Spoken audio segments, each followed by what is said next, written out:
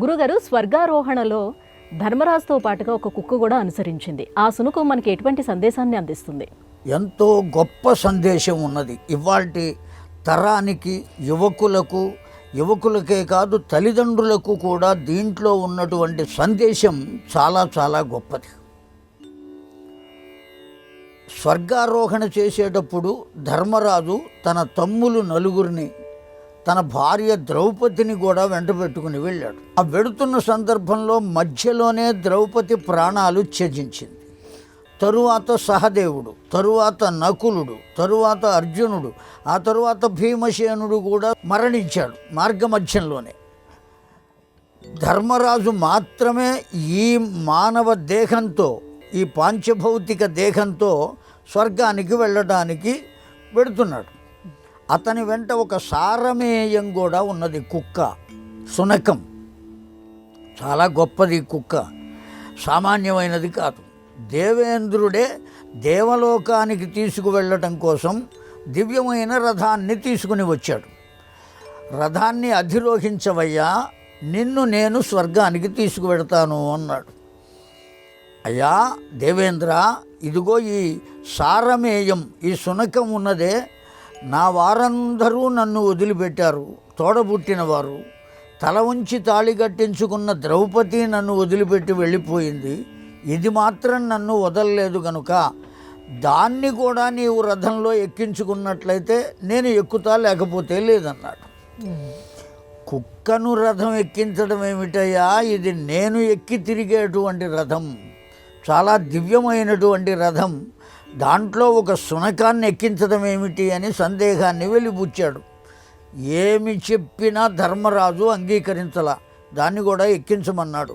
ఈ కుక్క మీద ఇంత శ్రద్ధ ఎందుకు చూపుతున్నాడు ఈ ధర్మనందనుడు అనే సందేహం కలిగి దేవేంద్రుడు తన వద్ద ఉన్న కమండలంలో నీళ్లు ఇన్ని తీసుకుని ఆ కుక్క మీద చిలకరించాడు. ఎప్పుడైతే చిలకరించాడో ఆ కుక్క రూపం పోయి యమధర్మరాజు ప్రత్యక్షమయ్యాడు. ఏమయ్యా దక్షిణాధీశ యమధర్మరాజా సమవర్తి, నీవు ఇలా ఎందుకు వచ్చావయ్యా అని అడిగితే యమధర్మరాజు చెప్పినటువంటి సమాధానం ఇవాల్టి రోజున లోకంలో ఉన్న తల్లిదండ్రులందరికీ చక్కని పాఠం. ఏమని చెప్పాడు ఆ యమధర్మరాజు?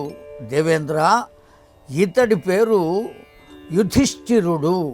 యుధిష్ఠిరుడు అంటే యుద్ధరంగంలో స్థిరంగా నిలబడగలిగిన ధైర్యం కలిగిన వాడు అని అర్థం. అంత గొప్ప పేరు ఉన్నా లోకంలో ఉన్న వాళ్ళంతా ఇతన్ని ధర్మనందనుడు ధర్మనందనుడు అనే పిలుస్తున్నారు. కారణం ఏమంటే ధర్మాన్ని అంతగా పరిపాలన చేస్తున్నాడు, అంతగా ధర్మాన్ని అనుసరిస్తున్నాడు. అనుసరించడమే కాదు, అనుష్ఠానం చేస్తున్నాడు. అయితే ముందు కాలంలో ఎప్పుడైనా ఏ కారణం చేతనైనా, వాతావరణ పరిస్థితుల చేత కావచ్చు, లేదా తన ప్రక్కనున్న వారి మాటలు వినటం చేత కావచ్చు, అనేక రకాలైనటువంటి పరిస్థితుల వల్ల కావచ్చు, ఏ కారణం చేతనైనా పొరపాటున అతడు ధర్మం తప్పి అధర్మంలోకి వెడతాడేమో అని భయం వేస్తున్నదయ్యా. ఇతడు నా వరప్రభావం చేత కుంతీదేవికి కలిగినవాడు. నా వరప్రభావం చేత కలిగినవాడు కనుక నాకు కూడా కుమారునితో సమానం. నా కుమారుడు లోకంలో ఈ ఉన్నటువంటి కీర్తిని పెంచుకోవాలి. ఒకవేళ పెంచుకోకపోయినా ఈ కీర్తి ఇలా నిలబడాలి. ఆ ఉన్నటువంటి సరి అయినటువంటి కీర్తి చెడిపోకూడదు. అందువల్ల అతడు ఎట్టి పరిస్థితుల్లోనూ ధర్మం తప్పకూడదు గనుక నన్ను గుర్తుపట్టకుండా ఉండటం కోసం నేనే కుక్కనై అతడి వెంట పడ్డానయ్యా అని యమధర్మరాజు సమాధానం చెప్పారు. ఇప్పుడు దీనివల్ల మనకు ఏం సందేశం కలిగింది అంటే, కేవలం సంతానాన్ని పొందడం, ఆ సంతానాన్ని చదివించడం, వాళ్ళకేదో ఉద్యోగం వస్తే ఆనందపడడం, లేకపోతే ఇతర దేశాలకు వెళితే ఆనందపడటం, ఇది కాకుండా ఆ పిల్లవాడి యొక్క ప్రవర్తన ఎలా ఉన్నది, లేదు ఆడపిల్ల కలిగితే ఆ పిల్ల యొక్క ప్రవర్తన ఎలా ఉన్నది, ఎలా ఉండాలి, ఆ వంశానికి సంబంధించినటువంటి కీర్తి, ఆ తల్లిదండ్రులకు సంబంధించినటువంటి కీర్తి, ఇవేవి చెడిపోకుండా ఉండాలి కదా. తల్లిదండ్రుల యొక్క కీర్తి చెడిపోకుండా ఉండాలి పిల్లల యొక్క ప్రవర్తన.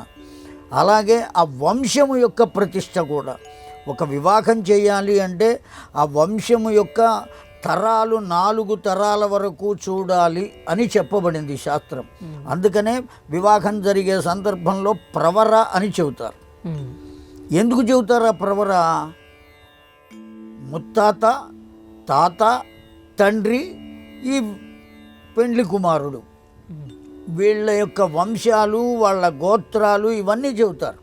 కారణం ఏమంటే ఫలానా వారి యొక్క మనవడికి మనవడయ్యా ఇతడు అని చెప్పటం కోసమే వాళ్ళందరినీ, ఆ తరాలను అందరినీ చెబుతారు. ఆ తరాలు ఎంత గొప్పవో అవతల ఉన్నవాళ్ళు విని, కనుక ఇదిగో ఈ తరంలో ఉన్నటువంటి ఈ పిల్లను మనం కోడలుగా తెచ్చుకోవచ్చు అనేటువంటి ఆలోచన ఈ పెండ్లి కొడుకు తండ్రికి రావాలి. లేదా ఇదిగో ఈ పిల్లవాడిని మన అల్లుడుగా మనం పొందవచ్చు, మన పిల్లని ఆ ఇంట ఇవ్వవచ్చు అని ఆ పిల్లను పొందినటువంటి తల్లిదండ్రులు భావించాలి. కనుక ఆ వంశం యొక్క కీర్తి అంత గొప్పగా ఉండాలి, ఎక్కడా మచ్చ ఉండకూడదు. అందుకోసమనే అతడు ధర్మం తప్పితే ఆ వంశం అంతా ఏమైపోతుంది? కేవల ధర్మరాజు వల్ల ఆ వంశం అంత గొప్పగా వచ్చింది. అందుకని పిల్లల్ని పొందినటువంటి వాళ్ళు ఆ పిల్లలు ఏం చేస్తున్నారు, ఎక్కడికి వెళుతున్నారు, ఎవరితో మాట్లాడుతున్నారు, ఎలా ఉన్నారు, ఈ విషయాలన్నీ తల్లిదండ్రులు తప్పక పిల్లల్ని చూచి వాళ్ళను సరిచేయవలే అని యమధర్మరాజు దీని ద్వారా ఒక గొప్ప పాఠాన్ని లోకానికి అందజేశాడు. అది సందేశం.